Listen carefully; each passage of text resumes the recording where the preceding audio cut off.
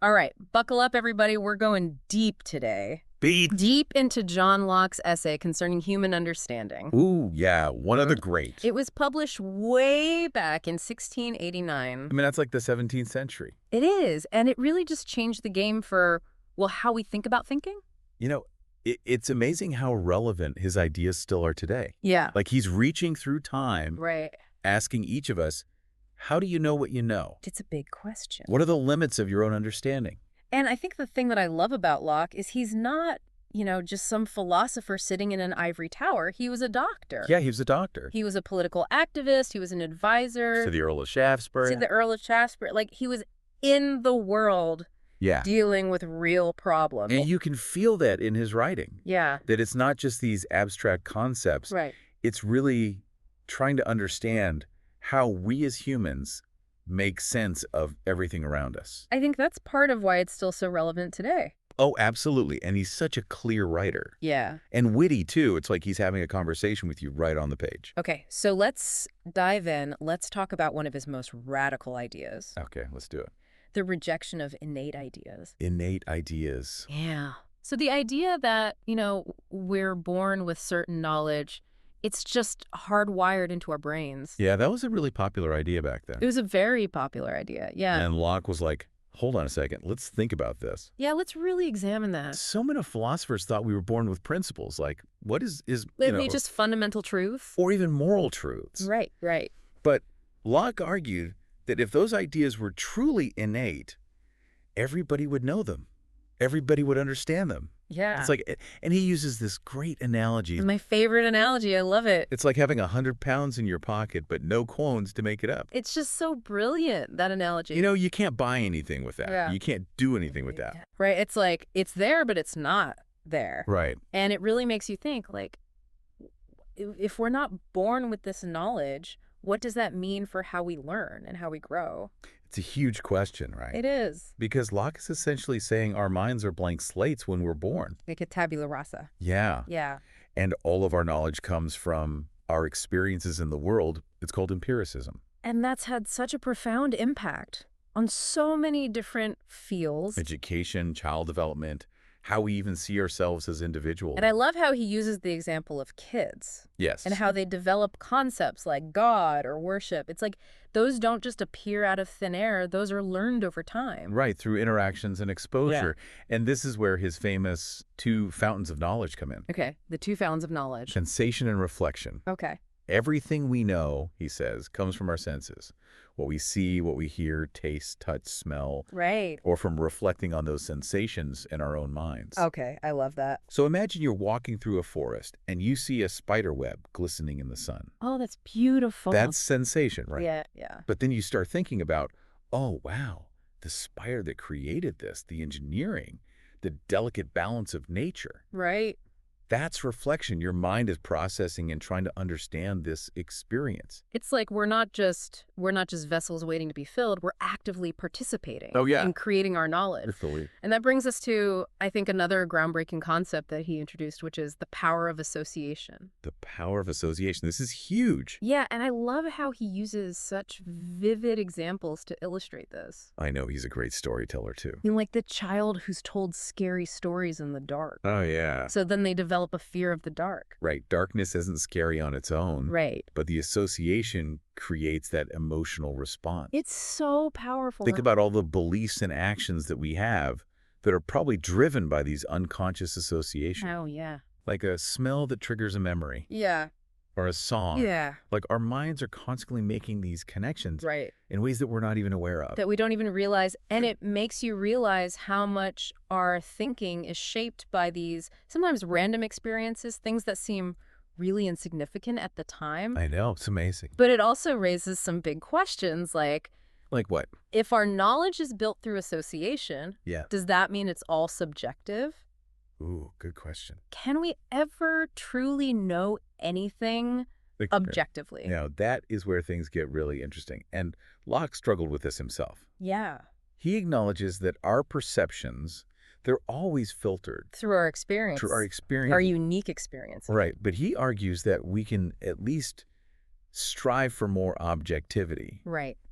By examining our beliefs, testing them against evidence, being open to other perspectives. So it's like a constant process of Yeah. refining, Refining and testing. testing, being willing to question, and be open to new information. That's the key. And I think that leads us perfectly into his next big idea, What's that? which is the challenge of substances. Oh, this is a good one. Which is where he tackles kind of the fundamental question of philosophy. Right, like what is the nature of reality? Yeah, like we can understand qualities like color, Yeah. shape, texture, Street, yeah. but the underlying substance, the thing that possesses those qualities, Yeah.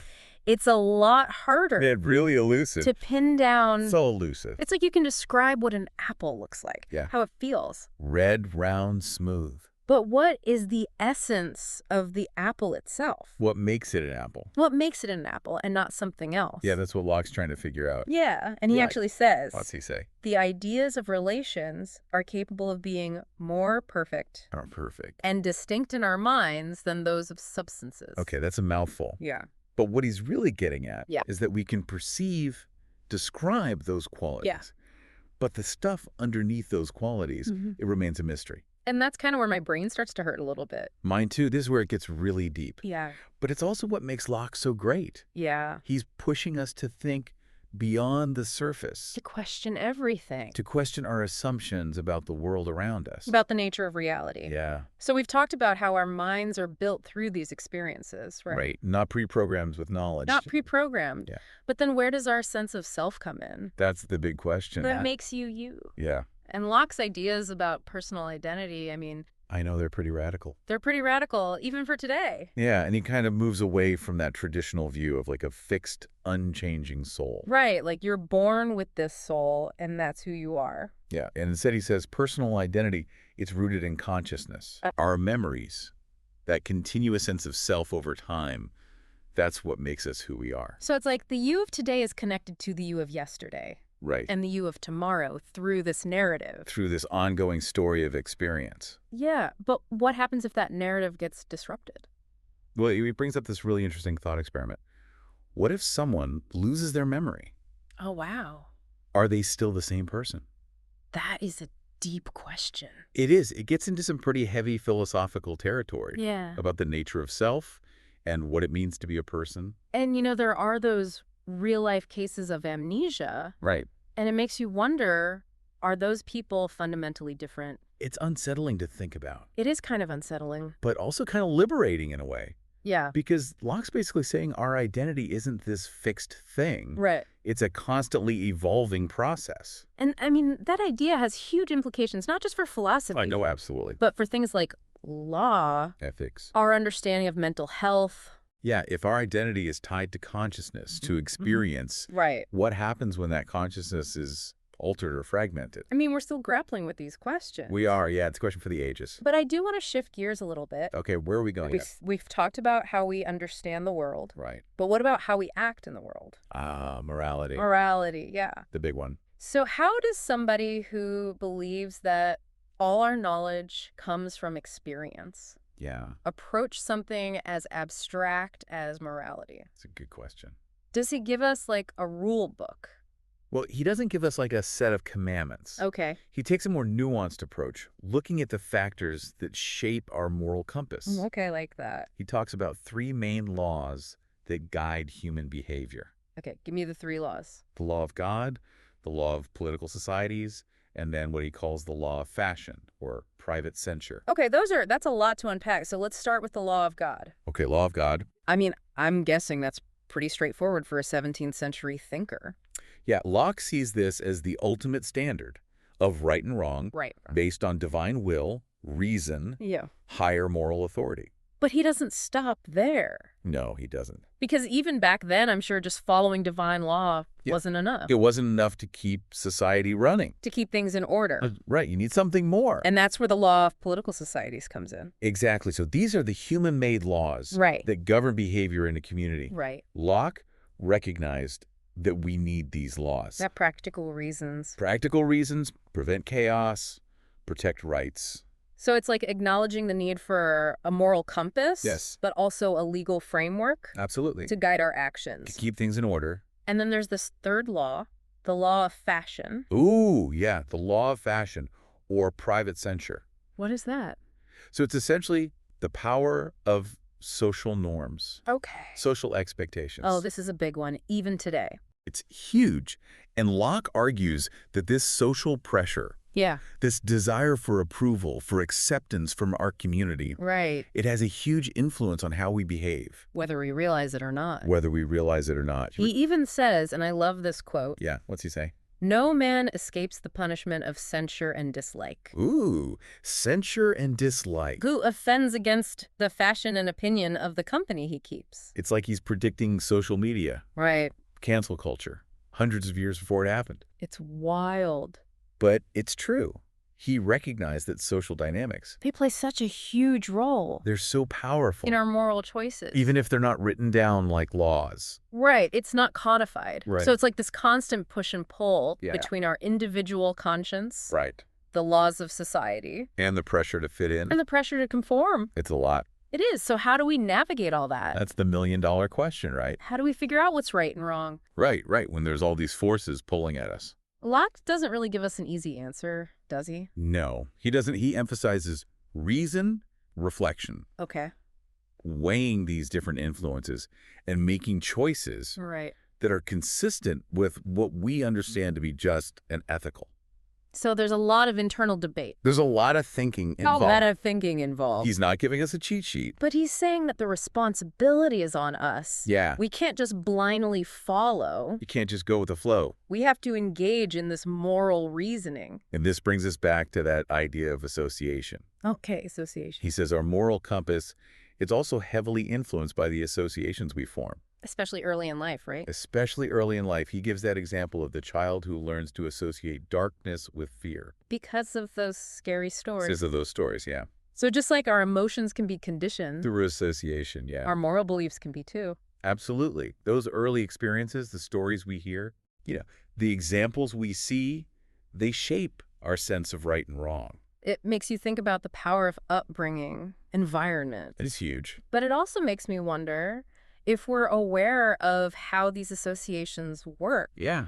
Can we reshape our moral compass as we grow? That is a great question. And I think that gets to the heart of Locke's philosophy. Okay. He believed in reason, reflection, to examine our beliefs, Challenge those assumptions? to constantly try to live a better life. A more just life, a more ethical life. A more ethical life. And he warns us about the dangers of unquestioned beliefs. Okay. He points out how those ingrained associations, they can lead to prejudice, Bias. blind faith. So it's not enough to just absorb information and Yeah. experiences. We have to actively engage, Well, you have to question think critically and shape our understanding. of the world and our place in it.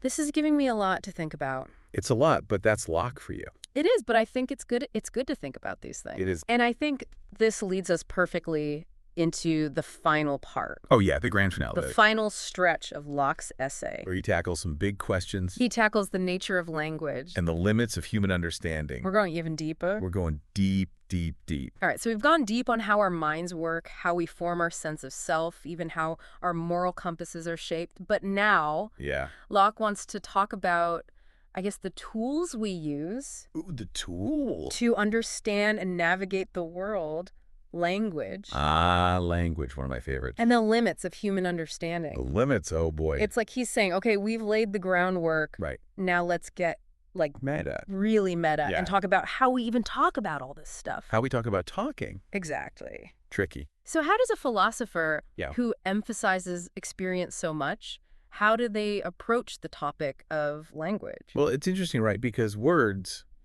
unlike physical objects, Right. they're these abstract symbols that represent ideas. They do. So for Locke, language is this kind of double-edged sword, Okay. incredibly powerful tool for sharing knowledge, building relationships, creating art, culture. I mean, we wouldn't be here without it. We would not know.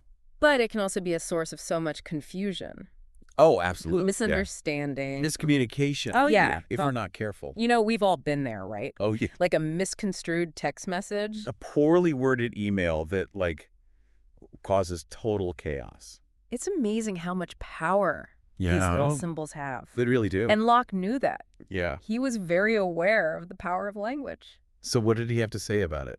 Well, he really stresses the importance of having clear and distinct ideas Okay. and how those ideas are expressed through language. I see. He actually makes a distinction between Okay. clear and obscure ideas Okay. and then distinct and confused ideas. Okay, remind me the difference between those two. Yeah, because we're getting into some fine-grained details here. We are. But it's important Yep. for effective communication. Yeah. So a clear idea is easily grasped by the mind. Okay.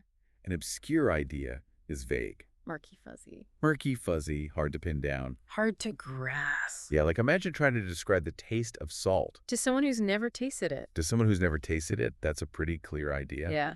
Now try explaining the concept of infinity. Ooh, that's a good one. Much more elusive, right? Yeah. A little harder to wrap your mind around. So it's like the difference between pointing at a tree and saying that's a tree Yes. versus trying to describe like the feeling of awe. Exactly. You can't quite put your finger on it. And then what about distinct versus confused? Distinct ideas, they're well-defined, their boundaries are clear, Okay. easy to separate from other ideas. Okay. Think about the colors blue and red. Those are distinct. Very distinct. They're very different. Now try to describe a complex emotion, Yeah. like love with all of its nuances. Right. It's like, what is love? Exactly. It's much more kind of messy, A lot harder to pin down. harder to define. So it's like having Oh, a yeah. well-organized toolbox Yes, love that. where each tool has a very specific purpose.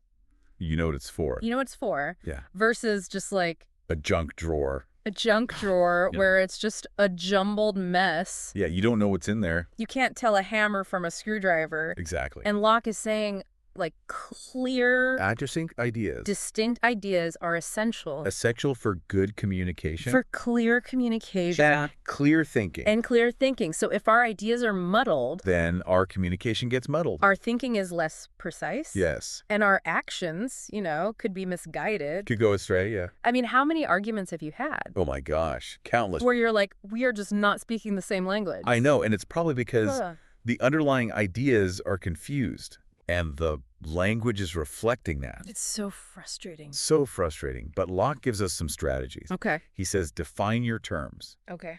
Be aware of ambiguity, Yeah. and be willing to clarify To refine our understanding. through dialogue, through conversation. So it's not just about being like a good writer. Yeah. It's not just about being a good speaker. It's about being a clear thinker It's about understanding Yes. the power and the limitations. and limitations of language. It's like being a responsible driver. Okay. You know, the rules of the road. You're aware of the hazards. You got to be careful out there. Exactly. And that kind of leads us to, I think, Locke's final The final point. and perhaps most humbling point, which is the limits the limits of human understanding. We can't know everything. So after all this emphasis on knowledge and how important it is, Right. he's saying there are boundaries. There are boundaries. There are things There are things we can't know. we just can't know. Is that kind of a downer? I don't think so. I think it's actually quite freeing. Okay. Locke's acknowledging that we're finite beings We are. with finite minds. Yeah. There will always be mysteries. Right. The vastness of the universe. The complexity of consciousness. What is reality, really? It's like we're explorers We are. We're on a journey. charting this uncharted territory. And there's always going to be more to explore. Always more mysteries to uncover. That's what makes it so exciting. I love that. And Locke encourages us, embrace that mystery, stay He's curious, asking those questions. even when it's hard. Yeah, even in the face of our own limitations. Absolutely. It's a reminder that the pursuit of knowledge, Yeah. it's a journey, not a destination. A lifelong journey. Yeah, and we might not have all the answers, We might not. but seeking those answers, That's where the real reward is. that's where the magic happens. That's the good stuff. And that's what I love about Locke's work. He's not giving us a finished, polished, here are all the answers, this is the system. Like, he's inviting us. He's saying, come along with me. Yeah. Let's explore this together. Let's explore the human mind together. It's an adventure. It has been an adventure. It has. This deep dive into Locke's essay concerning human understanding. We went from blank slates, The power of association. the limits of language. The mysteries of substance. He's given us a lot to ponder. A lot to think about. I don't know about you, but I think I'm ready to take a break Me too. All this thinking. from all this deep thinking and get back to experiencing the world Yes. Let's go do that. with all its complexities and wonders. With fresh eyes. With new understanding. Thanks for joining us Thanks, everybody. on this deep dive. See you next time.